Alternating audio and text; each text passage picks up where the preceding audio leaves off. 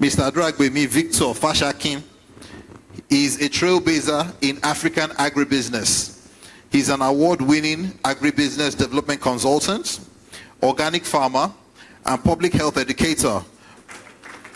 Victor has led over 400 agricultural value chain projects, co-founded Seedervest, training more than 1,300 farmers, and heads Advic Farms, renowned for its innovative organic farming and award-winning snail processing exports. He's recognized by the United States Agency for International Development, USAID, AfriLead, Feed the Future, and the Food Agriculture Organization, FAO, of the United Nations.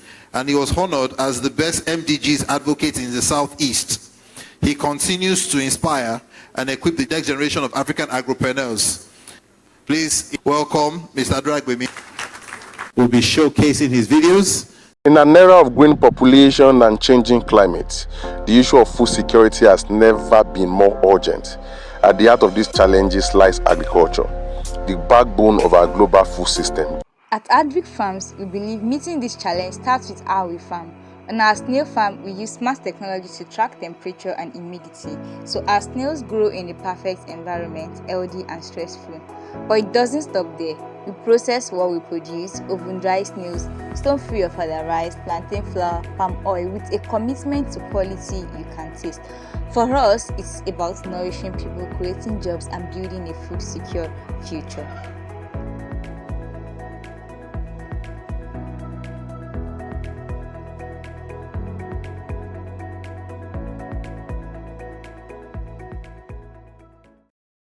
People must eat. So a lot of us don't want to be bothered. We don't want to do all those, So my question is, what inspired you to venture into agriculture, even at the time when you're young and you're still in school? And now you got it to the point that you're using drone to irrigate your... So please, so what inspired you? What inspired you? Thank you very much. Yes, what inspired me? A lot. I happened to be born into the arts. My father is an engineer, now retired. Also a subsistence farmer. But his own focus was on crops. So when I got into the university, ASU happened to me. And we had to stay back home for like 9 months. And around that period, I happened to have a father who believed so much in farming. So we take us to, he has a very big cassava farm, but he has all these workers. So we only go to farm to go and eat paden yam and also bushmeat. So I like picking interest, And for the fact that we have a team population to feed, for the fact that agriculture appeals to every cadre of the society, because without food, we can't do anything. And for the fact that this is the only sector that can liberate people from the shackles and manacles of poverty. Nobody needs to tell me that there is money on the table and I need to participate. So a lot motivated me. Thank you very much. I was thinking you would say hunger, but it's all right, no problem. It's part of it, and I think it's a good motivation because you started early. Yes, very early. And you have grown to this point that, it has gone beyond sustenance farming, and now you're really trying to meet your needs. And that brings me to my next question. Could you briefly share the current situation of things in Nigeria regarding agriculture and food insecurity? Are there specific concerns we should be aware of? To be honest, it's alarming. We are sitting on a pending disaster. Everybody needs to come on board to help solve our food system challenge. Everybody in this room can function. You don't even need to get to the farm to function. You don't have to. There are arrays of opportunities, arrays of it. So if you look at the pending problems that we have, at the moment, we are in rainy season. And we can see the ripple effect of the cost of food items. Bad infrastructure. The roads are terrible. It's very difficult to get to some of these hinterlands where we take our food from. Not to even talk about the problem of logistics. To move goods from the north to somewhere like Anambra. There are a lot of bottlenecks. Not to even talk about post-harvest losses. Lack of storage. Almost all our storage is terrible. And it's unfortunate. that most of the food you get to eat in Lagos is unfortunate. Most of them are fourth tier food because it has undergo a lot of stress on the way. You know, moving, yes, very like today now. For you to move a truck of tomatoes from the north to Lagos, if you're supposed to spend like 3 days, you need to budget for like eight days because of breakdown. The road is. So first of all, there are issues. And now people are even talking about and that contemporary issue is the GMO. I was going to ask that. Please don't ask me. To be honest, there are serious issues. The sector is so fragmented that we need a lot of hands on deck. So many issues, and I'm happy to really roll out opportunities that I feel that young people need to come on board early enough. Because the sector yearns for young people to really come on board to help us solve some of these problems. You know, most of the Gen Zs who don't want to get their hands dirty, who don't want to even come to the farm, we need a lot of precision. Like I was trying to show, and farming has moved beyond even soil itself. We now practice smart agriculture, soilless farming. You know, hydroponics, aquaponics, aeroponics, even farming with sensor. So there's a lot, and some of you have background on technology that you can easily come. Let me tell you something. Agriculture in Nigeria at the moment is not organized. It's not structured. So, and that's why you could have some of these crowdfunding companies come into the sector, swindle people out of their money and disappear with it because it's not well structured. So there are pending dangers. Until we start industrializing the agriculture, we are going nowhere. And again, people need to move from agriculture to agribusiness. Agribusiness is the new oil block with endless opportunities. What do I mean? Let's start doing the business of agriculture because agriculture itself is subdivided into pre-upstream, the upstream itself, the midstream and the downstream. But we need to know how to really navigate around all of these things. And I'm happy to see young people who are so eager and yearn for knowledge. If you have been thinking about any other thing, please, you need to come on board in this sector. Because at the moment, you don't know how fortunate you are to be in a country that cannot feed the citizens. Wow. He said we should move from agriculture to agribusiness. All right, so we're taking some questions now. How safe is it to consume GMO products? Or what steps are being taken to sustain our organic food products? I've been a preacher of sustainable agriculture. All my life, I've been doing sustainable agriculture. And that's why I try to also venture into things I can control. I started from primary production. Now I'm into food processing and also agro-commodity trading, right? And all the product we are processing, we farm them.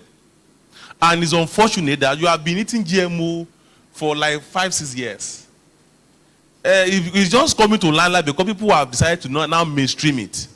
You know, media are now talking about it, but it has been around for a while. I'm not going to speak about, like you said, I'm not going to speak so much about GMO. I'm going to talk about my own practices. I do sustainable agriculture, and any agriculture that promotes soil health, that promotes good return for farmers, that also supports farmers in its whole entirety. That's what I believe in. Because I've also been a product, I've been sponsored by different organizations for training, for scholarship and the likes, all expense paid. So, and I've decided to go back to step down this knowledge to these farmers at no cost. So, I believe a lot in farmers, and I feel that we need to eat healthy. Yeah. Right? There has always been conversation because everything starts from the seed. Without seed, there's no fruit.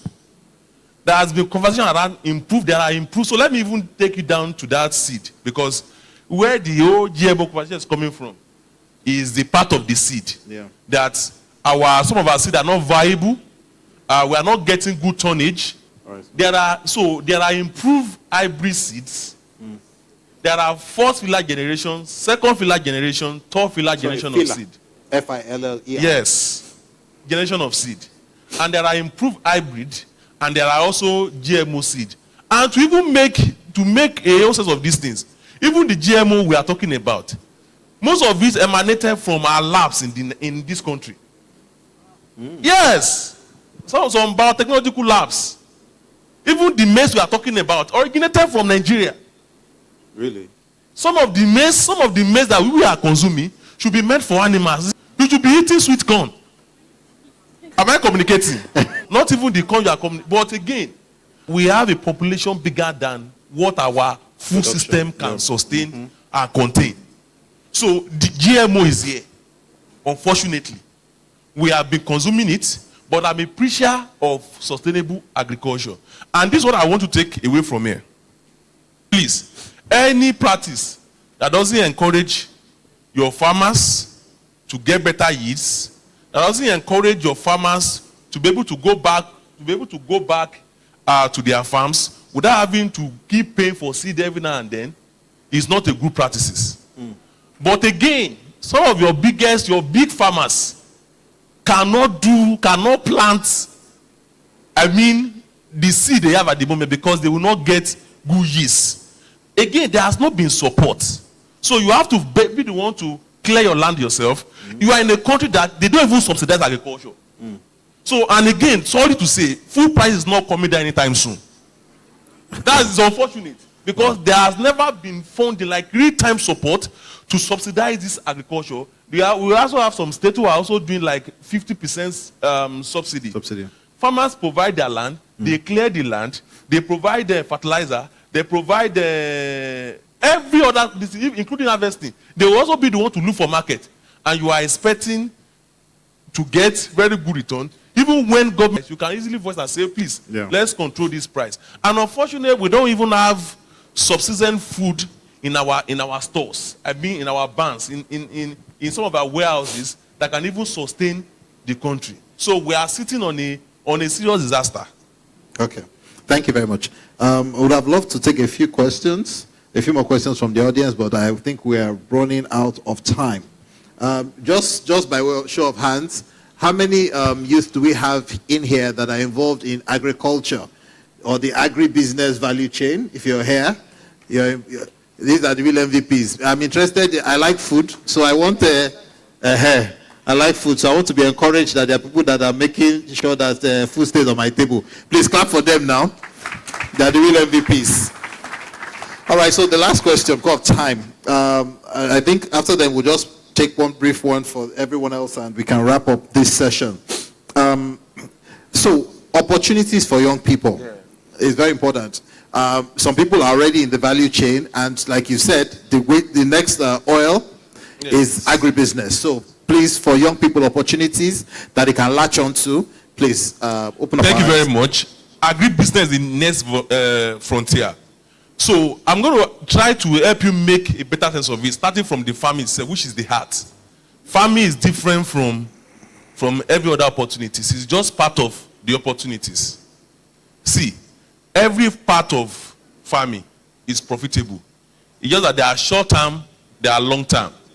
Short term for your horticultural crops. What are horticultural crops? Horticultural crops are the lives of your cucumber that you can plant from the planting to harvest in 35 to 45 days for cucumber.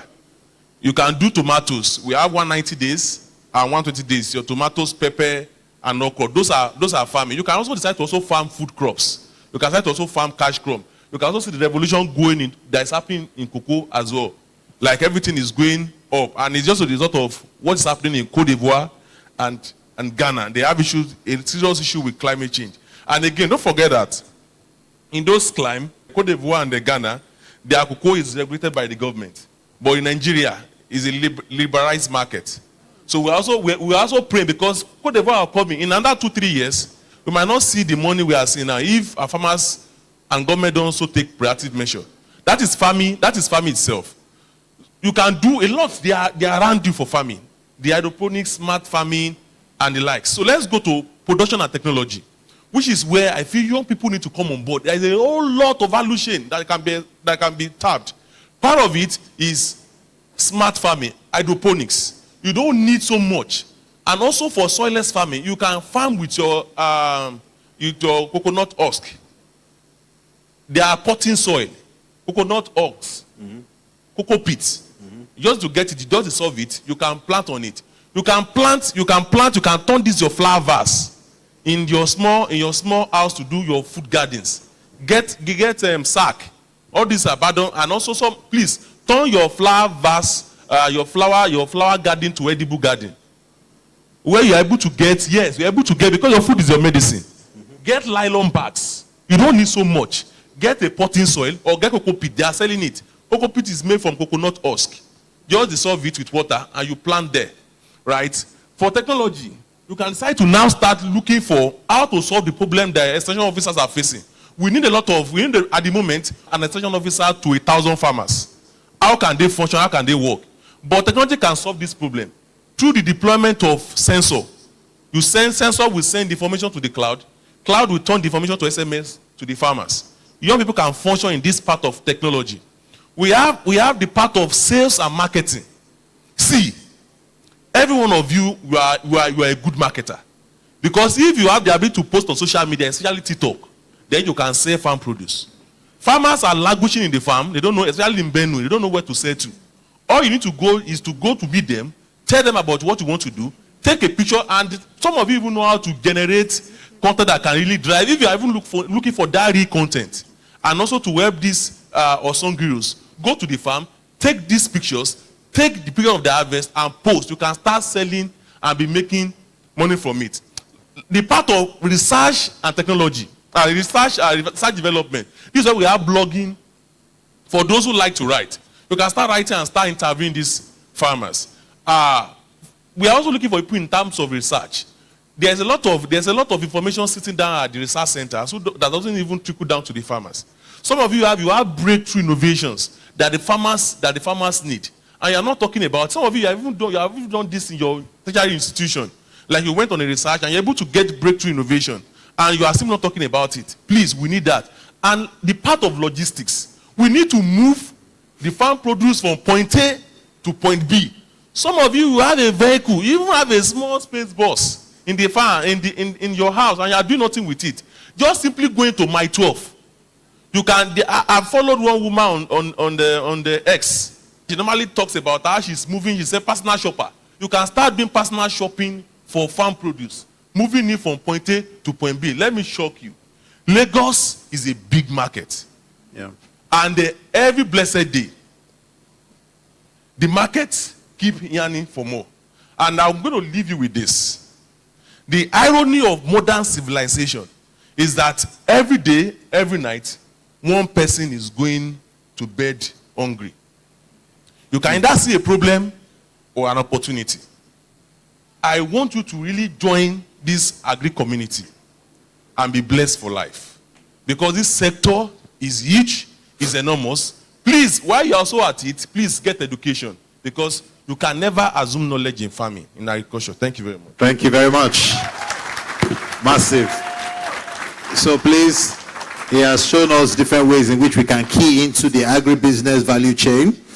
There are several SDGs, and I believe if each and every one of us decides to focus on one, we'll have a very good output. So please, in 30 seconds, your concluding comments, then we can close the session.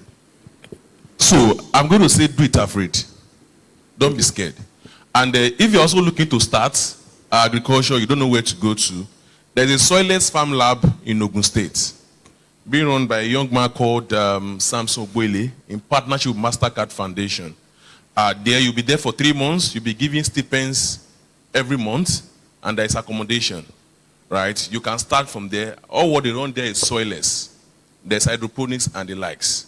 There's now drone technology in which you are using drone to spray your herbicide and pesticide. So you can also be a pilot. You can learn how to fly drones using that, because almost all those big acreage, you cannot use manual spray to do that. You need that drone to do that. So do it afraid. Don't be scared. You see, in this country, you need to be very rugged. You need to be determined. You need to be agile. And every other things will be added onto you. You just have to start doing. Don't go back. Please don't go back because of everything you have learned and just keep writing and don't do anything. Do it anyhow. Don't be afraid. Just do it. Nobody's looking at you. First look at yourself. It's either you fail, you go back home, but one thing will happen to you if you succeed. Thank you very much. Thank you very much.